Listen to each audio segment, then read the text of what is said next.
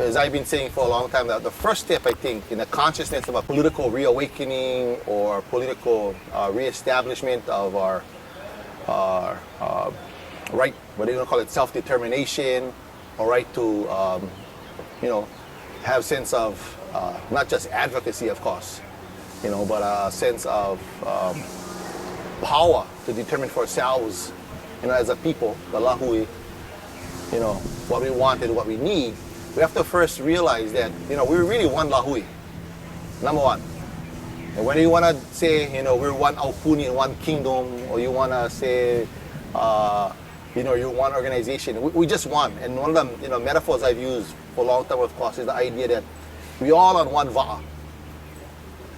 And once you start with that, I think our approach to determine where we need to go is fixed, right? I mean, and if anybody been on a va'a, you realize on a va'a, not everybody can play captain, and not everybody can be navigator, and not everybody can be standing on one side of the canoe. Then in fact, you have to work together. You have to.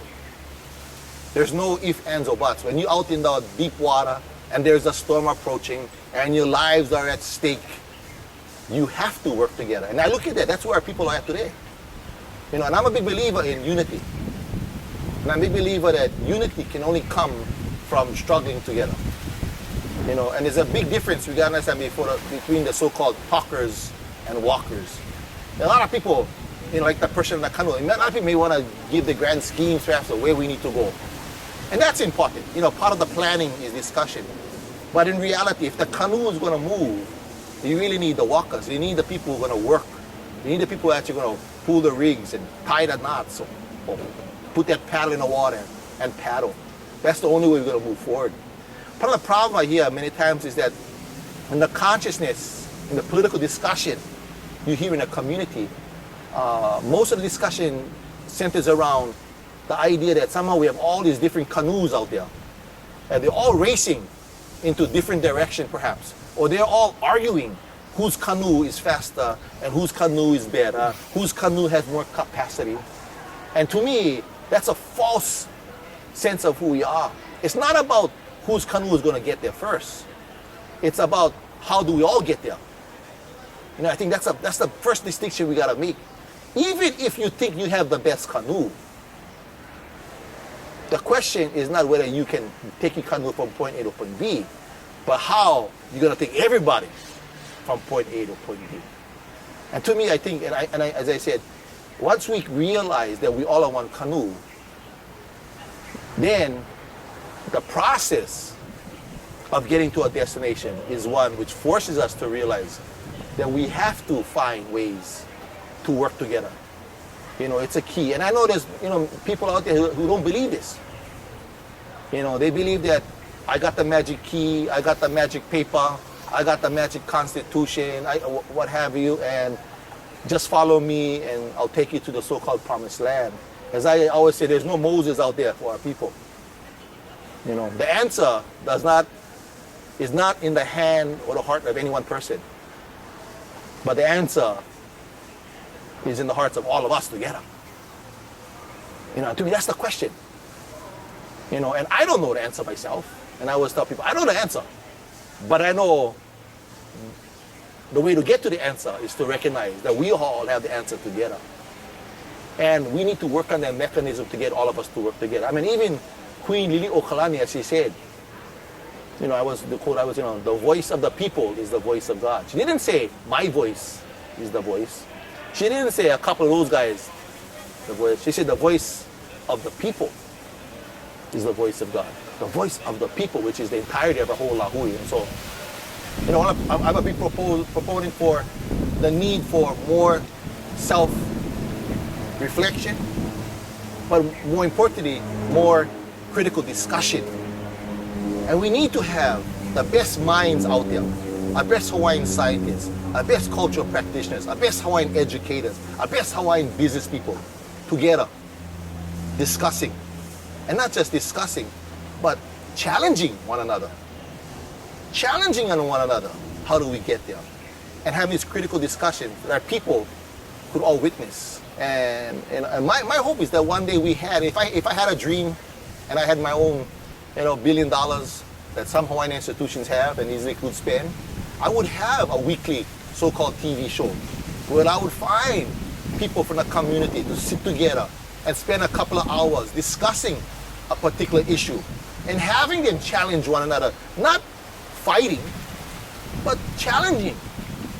Challenging the different ideas that you may have or would want to share and propose. And that's the only way I think we will come to some kind of perceived consciousness of truth, perhaps where we need to go.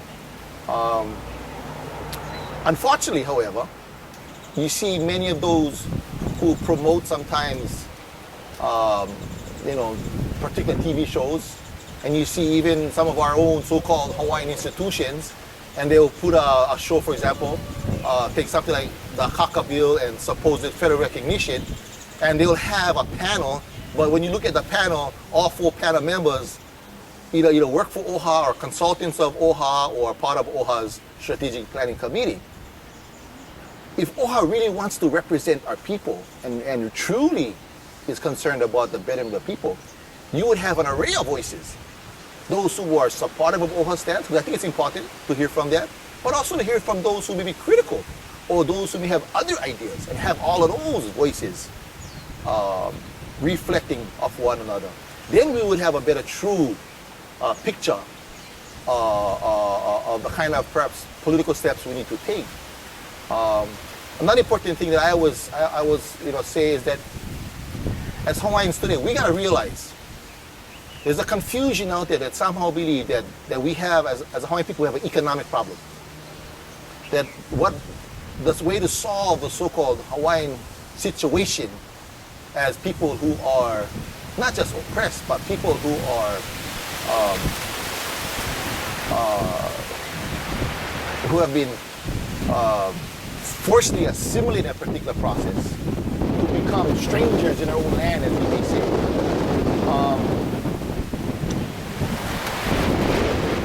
Fail to realize that we actually have a lot of money and resources of land out there. That's with Kamehameha schools. They're worth billions of dollars, between 5 and 10, depending on how you count. Yet I do know this: Hawaiians do not run the assets and resources of the Kamehameha schools. You may have Hawaiians in particular positions of decision making, but I know for a fact the process of the so-called trustees are put in there, and whether or not those trustees have any kind of measurement. Our people has no real say to measure whether those trustees are performing at the.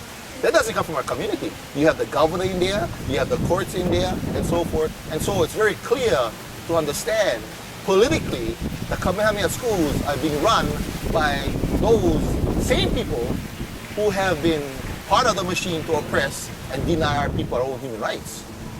And so the question then is clear to understand. We don't have an economic problem. We have a political problem.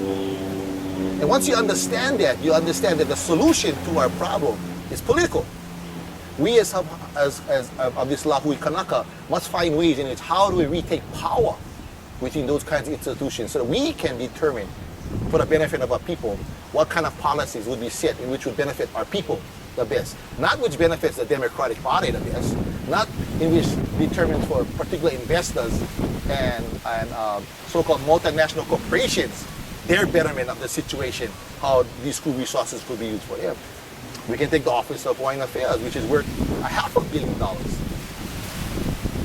And yet one of the false consciousness many people have is to believe that the Office of Hawaiian Affairs represents the interests of the so-called Maka'aina na Hawaiian na Hawaii.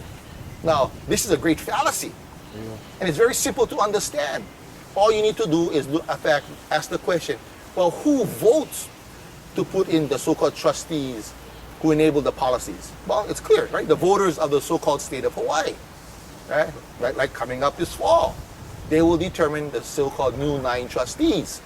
Well, who are the voters of the state of Hawaii? Well, Ken Conklin, for example, just to use him as an example, he has the same say as any of us all Hawaiians in determining this. There's no self-determination. In fact, The majority, let me repeat, majority, about 3/4, in fact more like 4/5 Exactly. of the voters Yeah. who vote in these trustees are non-Kanaka. Yeah. In other words, the Hawaiian voice really, it's not the Hawaiians out of Waianae or Papakolea or Waiahuli or Keokaha who determine who represents, or Molokai who represents our people. It has to do with more of the people who come from maybe Port Locke, on the fancy beaches of Kailua, up in the hills of Kona. They have more of a say of determining who sets policies for the Office of Hawaiian Affairs. And so that in itself should tell us that we cannot look to the Office of Hawaiian Affairs to represent our interests. We must understand, I'm not saying they cannot do they cannot do good for our people. I'm trying to make it clear, but we gotta understand when it comes push comes to shove, that's not our voice in there. And their interests is And, not our their concern. interests are not a concern. The voice of the so-called non-Hawaiian, not the Simzalahu Kanaka. So once we understand that, we know that OHA, whether OHA wants to put millions of dollars into supporting some kind of fiasco, fraudulent scheme of so-called federal recognition, which we know is a scam in the first place, to create some kind of let me step back. A governing entity, whatever the heck that may be. And I ask anybody, go look up the word entity first of all. That's the noun in there. Go look it up, entity. What does it mean? It doesn't mean government. Be clear. That's maka'ala. They're not giving us a governing entity. And I always tell, go look up what's a governing entity. Your neighborhood board is a governing entity. The county council is a governing entity. Those are all governing entities. And they all have limitations of powers. And so that scheme for OHA to use our resources to push for this hope of federal recognition, one is it's a very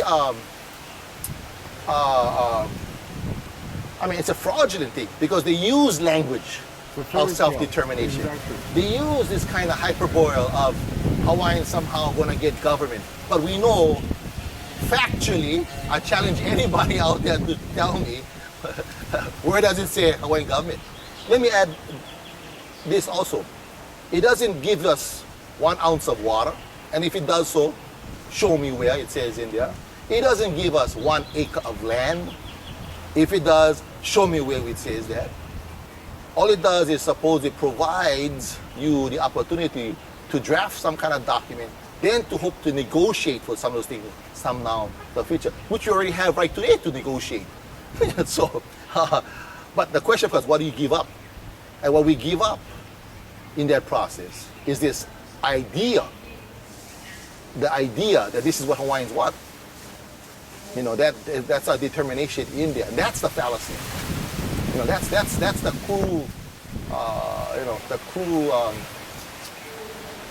effects of that bill. And so, the Kaka bill to me is it's not just a waste of time, because a waste of time would suggest it is meaningless. It's dangerous. It is. The Kaka bill is very dangerous because the Kaka bill allows more militarization of our lands. The Kaka bill allows more multinational corporations to exploit the resources of our water, our grounds, our religious sites. And let me be clear about that. There's nothing a Kaka bill would stop what's happening in Maui. Nothing a Kaka bill would stop what's going on at Kauai Ha'o. Nothing. Nothing a Kaka bill will put more water back into Navai Eha streams. Nothing the Kaka bill will remove our people from the beaches down the Waianae coast. And we know that. And that's why I say it's a cruel kind of hoax that has been perpetuated by the likes of the leadership of the Democratic Party. When Lingo supports that bill, and now somebody like Abercrombie pushes that bill, you gotta realize something is wrong with that bill. This is part and parcel of the pirates out there who've been, having us on this stick-up game for far too long, and somehow we're going to believe that they have our best interests at heart. That's clear foolishness. I would be fools to buy into that game. And so what I suggest all Hawaiians do, first of all, when it comes to those kinds of issues. We should challenge it every front. Policies by Kamehameha schools to demand that we as a people determine those policies. And so it stops being an institution for Hawaiians or Hawaiian and becomes a Hawaiian institution which services our needs of our people.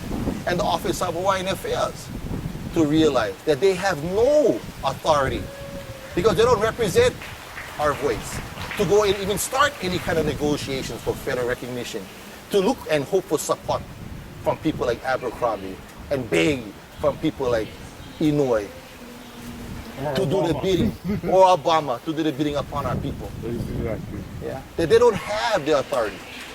That ea o ka'aina is something that we still have. Again, as Lili'u had said, you know, this ea o ka'aina belongs to the voice of the people, the voice of Akua.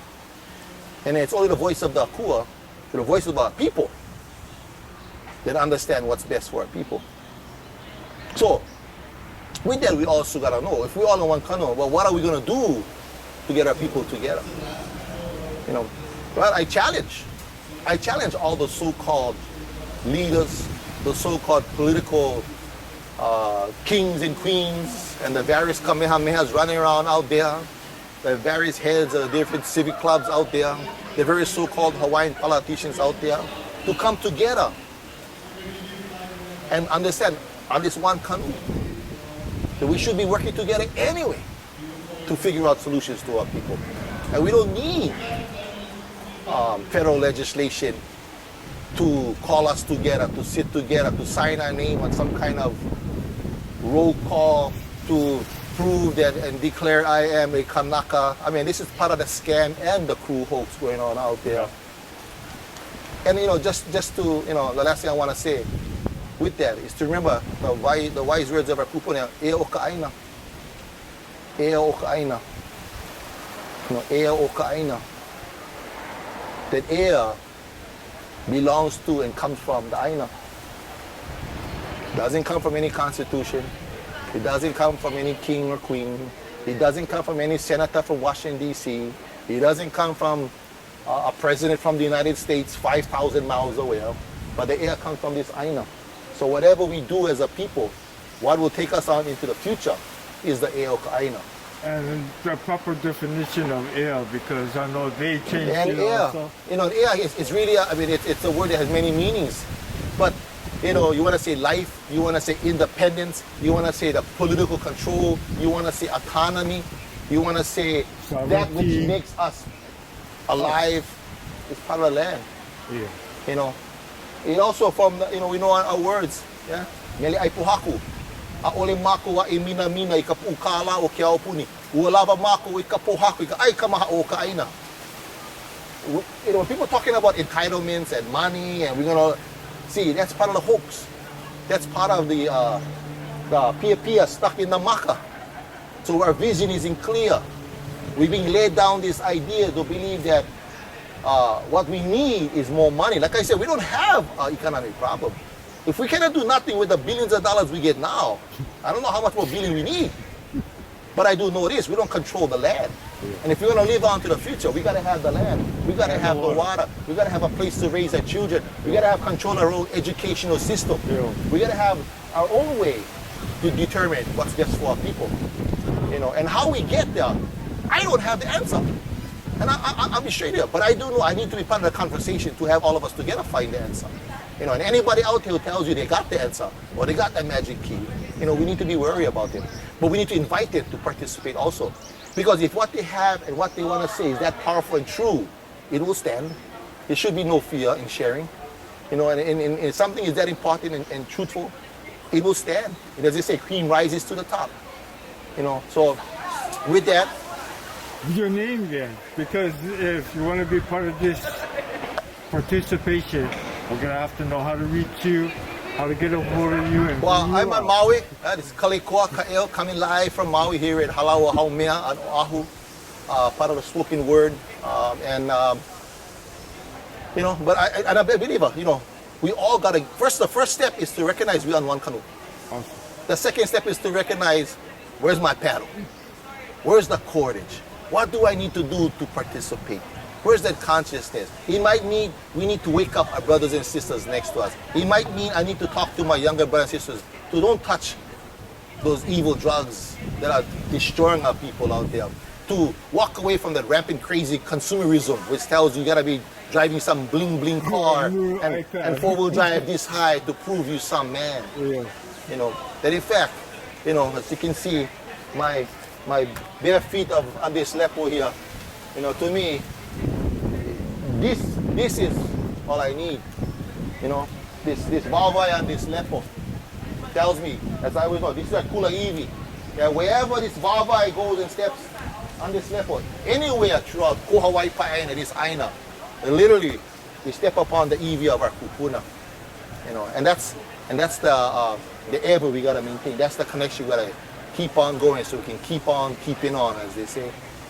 I mua a inui ka wai ava ava a ohe hope e hoia e ai aloha aina oia I. Do you have an email? My email is ihikapalau@gmail.com.